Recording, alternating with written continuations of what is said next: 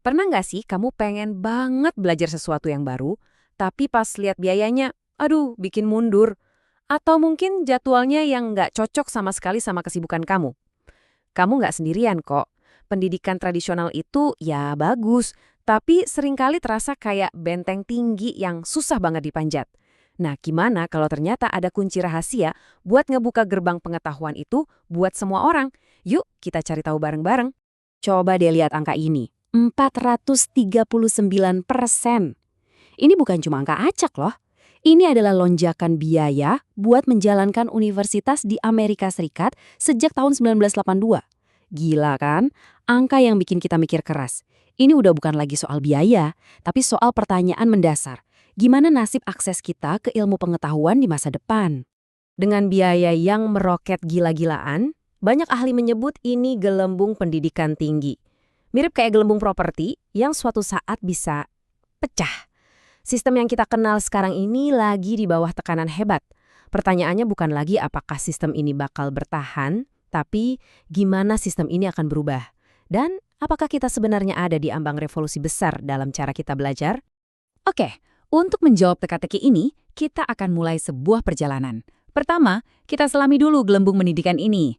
Lalu, kita kenalan sama tokoh utama kita, MOOC. Kita akan bedah tuntas apa itu MOOC, lihat gimana dia bisa dipakai di berbagai bidang, bahkan yang sepenting kedokteran, dan di akhir kita akan timbang-timbang plus minusnya. Siap? Ayo mulai. Bayangin deh, kita hidup di zaman di mana pengetahuan baru itu muncul tiap detik, kayak air bah. Tapi, cara kita belajar seringkali masih kejebak di sistem lama. Ruang kelas yang kursinya terbatas, jadwal kaku, dan biaya yang makin gak masuk akal. Nah, inilah inti ketegangan dari gelembung pendidikan yang kita hadapi sekarang. Nah, di tengah krisis ini, muncullah sebuah ide yang revolusioner. Namanya MOOC, singkatan dari Massive Open Online Course. Ini bukan sekedar kursus online biasa ya, ini adalah sebuah janji untuk mendobrak tembok-tembok pendidikan dan membuka gerbang ilmu pengetahuan buat jutaan, bahkan miliaran orang di seluruh dunia. Istilah MOOC ini mungkin kedengarannya teknis banget dan agak ribet, tapi sebenarnya idenya itu super simpel dan powerful. Yuk kita bedah satu persatu hurufnya biar kita benar-benar paham apa sih keajaibannya. M itu untuk masif atau masif. Dan masif di sini tuh bukan cuma kelas isi 100 atau 200 orang, bukan. Coba bayangin satu stadion bola yang penuh sesak penonton. Nah, skalanya segitu, bahkan lebih.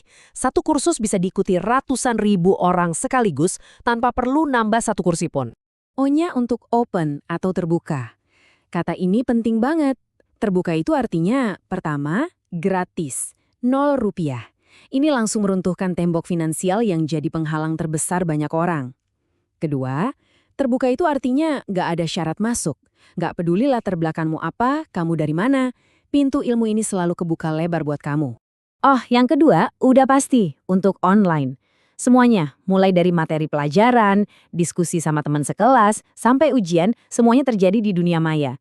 Kamu cuma butuh koneksi internet buat belajar langsung dari universitas-universitas terbaik di dunia dari kamar kamu sendiri. Dan yang terakhir C, untuk course atau kursus. Ini juga krusial, karena MOOC itu bukan sekedar kumpulan video tutorial acak di YouTube. Bukan. Ini adalah pengalaman belajar yang terstruktur. Ada kurikulumnya, ada tujuan belajarnya, ada tugas, ujian, bahkan ada sertifikat. Ini pendidikan serius yang dikemas dalam format super fleksibel. Oke, jadi kita udah tahu nih apa itu MOOC. Tapi, apa semua MOOC itu sama persis? Oh, tentu tidak. Dunia MOOC itu ternyata jauh lebih beragam dan seru dari yang kita kira. Yuk kita gali lebih dalam buat lihat jenis-jenisnya. Siapa tahu ada yang pas banget buat kamu. Nah, analogi ini benar-benar ngebantu kita paham. Ada 2 jenis utama. Pertama, XMOOC. Ini kayak menonton video. Kamu duduk manis, menyerap ilmu dari seorang ahli. Efisien banget kan? Tapi ada juga CMOOC. Ini lebih kayak membuat video bareng-bareng. Kamu gak cuma nonton, tapi ikut berkolaborasi, berdebat, dan menciptakan pemahaman baru sama peserta lain. 2 filosofi belajar yang beda banget kan? Dan ternyata jenisnya lebih banyak lagi dari itu. Lihat deh taksonomi Clark ini. Ini kayak peta harta karunnya dunia MOOC. Ada mini MOOC yang bisa kamu kelarin sambil ngopi, ada yang punya deadline ketat kayak kelas beneran, bahkan ada adaptif MOOC yang saking pinternya bisa nyesuaiin materi sama gaya belajar kamu. Ini bukti kalau apapun kebutuhan belajarmu, kemungkinan besar ada MOOC yang cocok buatmu. Oke, dari konsep umum, sekarang kita lompat ke dunia nyata. Ke sebuah bidang di mana pengetahuan itu bukan cuma kekuatan, tapi juga bisa menyelamatkan nyawa. Yap, pendidikan kedokteran. Gimana caranya sebuah konsep seterbuka MOOC bisa diterapkan di bidang yang taruhannya tinggi ini? Kutipan ini intinya cuma satu hal. Jadi dokter itu sama dengan jadi pembelajar seumur hidup. Ilmu kedokteran itu lari kenceng banget dan para dokter harus terus ngejar biar nggak ketinggalan. Disinilah MOOC berperan jadi alat yang super kuat, ngasih mereka cara buat terus belajar di tengah jadwal mereka yang luar biasa padat. Dan ini bukan cuma teori ya. MOOC benar-benar dipakai di dunia medis. Buat dokter yang super sibuk, MOOC itu jadi cara gampang buat dapat kredit pendidikan berkelanjutan. Buat para dosen, ini jadi sarana buat ngasah soft skill. Dan buat mahasiswa, ini bisa merevolusi kelas lewat model flip classroom. Jadi, MOOC ini kayak asisten pribadi yang serbaguna buat para tenaga medis. Setelah dengar semua kehebatannya, MOOC jadi kedengeran kayak solusi ajaib buat semua masalah pendidikan ya. Tunggu dulu. Sama kayak inovasi besar lainnya, selalu ada dua sisi koin. Sekarang, waktunya kita lihat realitanya secara jujur dan seimbang.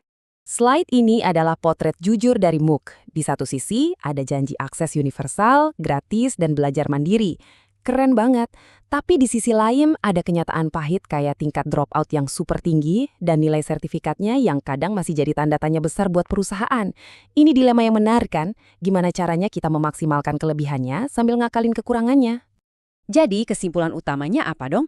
Simpelnya begini, MOOC itu bukan diciptakan untuk menghapus universitas atau kuliah tatap muka. Bukan itu tujuannya. Apalagi di bidang yang butuh banyak praktek kayak kedokteran. Sebaliknya, anggaplah MOOC ini sebagai tool atau alat baru yang super canggih di kotak peralatan pendidikan kita. Fungsinya melengkapi dan memperkaya, bukan menggantikan. Pada akhirnya, MOOC ini telah mengubah peta permainan. Mereka mungkin bukan obat mujarab buat semua masalah, tapi mereka sudah berhasil membuka pintu-pintu yang tadinya tertutup rapat.